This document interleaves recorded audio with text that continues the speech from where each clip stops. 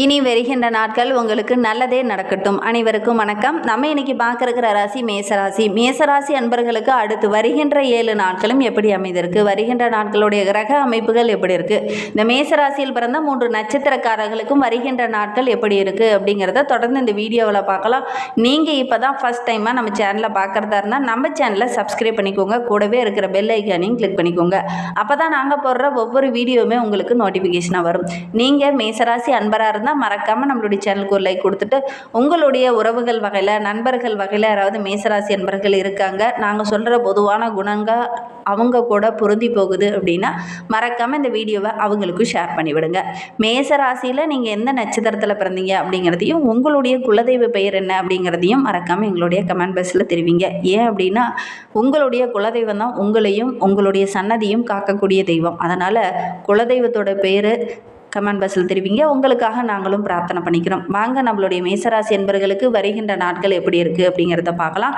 அதுக்கு முன்னாடி இந்த மேசராசி என்பர்களுடைய இயல்பான குணங்கள் எப்படி இருக்கும் அப்படிங்கிறத பார்க்கலாம். உங்களுக்கு ஜோதிட ரீதியாக ஏதாவது சந்தேகம் இருக்குது, ஜோதிடர்கிட்ட ஏதாவது ஆலோசனை வேணும் அப்படின்னா டிஸ்கிரிப்ஷனில் ஜோதிடரோட வாட்ஸ்அப் நம்பர் கொடுக்கப்பட்டிருக்கு. அந்த நம்பருக்கு கால் பண்ணி முன்பதிவு செய்துக்கோங்க. உங்களுடைய சந்தேகங்களுக்கு நல்ல ஒரு தீர்வு கிடைக்கும்.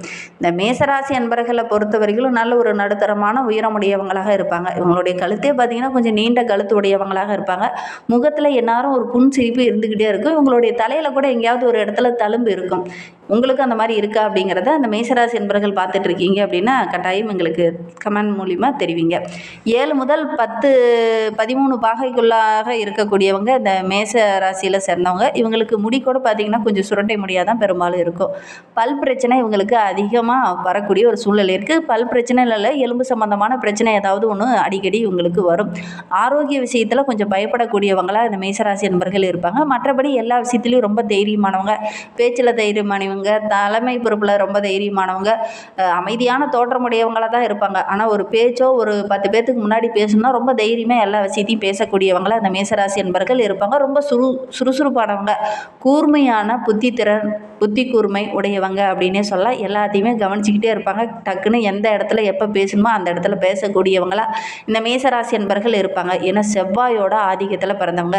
செல்வ செழிப்பை இல்லைனா கூட அந்த செல்வ செழிப்பை பெறக்கூடிய ஒரு ராசி அப்படின்னா இந்த மேசராசி என்பர்களை சொல்லலாம்.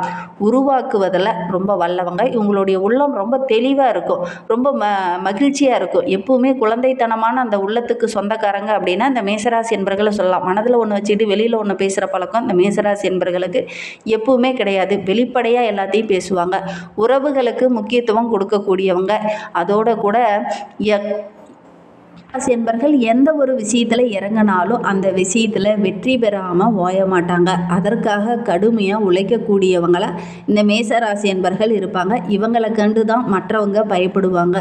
அதுக்குன்னு இவங்களை ஒரு தீவிரவாதிகளோ அல்லது மற்ற இதுலேயே சேர்க்க வேண்டாம். இவங்க ரொம்ப தைரியமானவங்க, பொறுப்பை கரெக்டாக செய்யக்கூடியவங்க, கடமை, கண்ணியம், கட்டிப்பாடு இதெல்லாம் நிறைந்தவங்களாக இந்த மேசராசி என்பர்கள் இருப்பாங்க.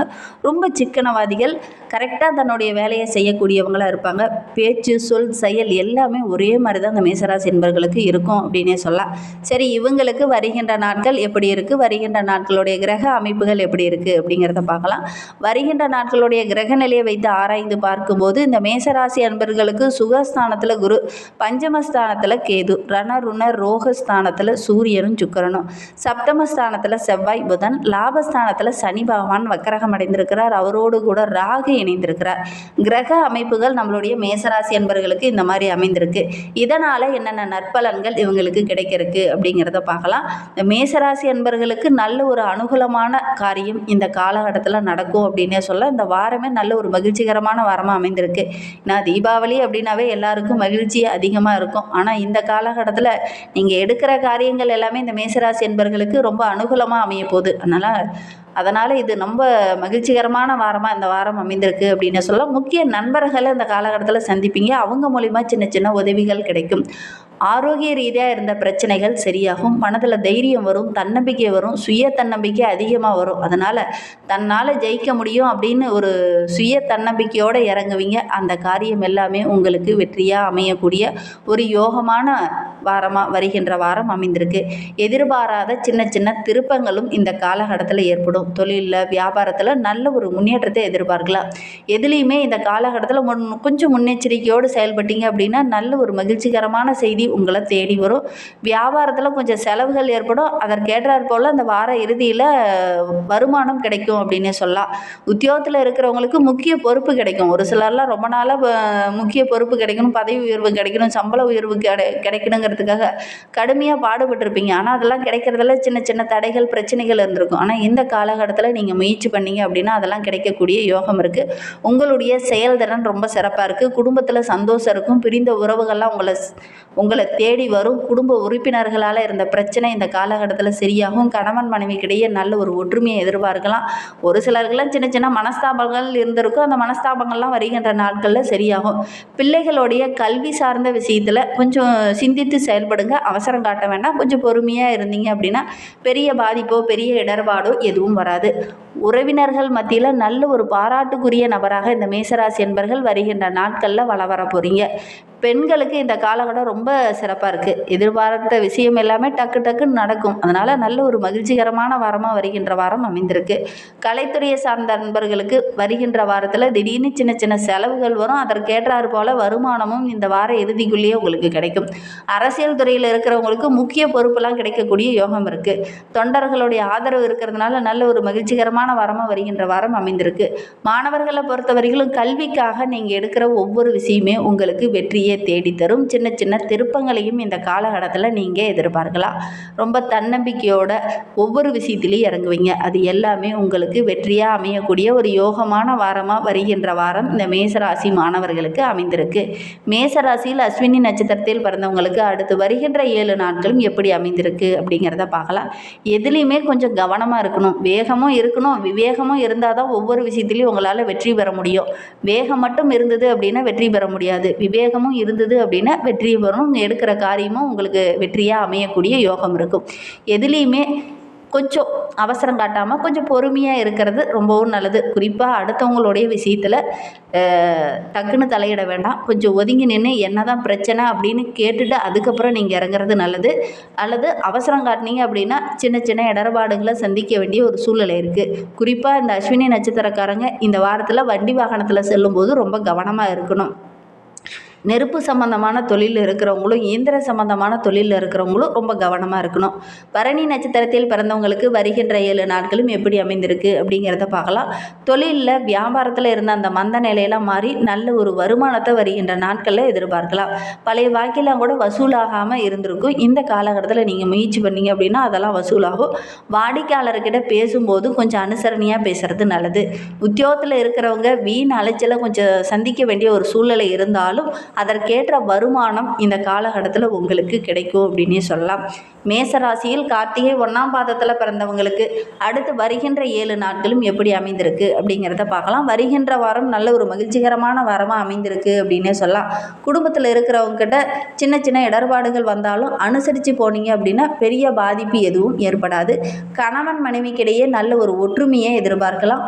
அதோடு கூட இந்த காலகட்டத்தில் சின்ன பிரச்சனை கூட பெருசாகக்கூடிய ஒரு சூழ்நிலை இருக்குது. கொஞ்சம் விட்டு கொடுத்து அனுசரித்து செல்றதுனால நல்ல ஒரு மகிழ்ச்சிகரமான வாரமாக வருகின்ற வாரம் இந்த கார்த்திகை நட்சத்திரக்காரர்களுக்கு அமைந்திருக்கு அப்படின்னு சொல்லலாம்.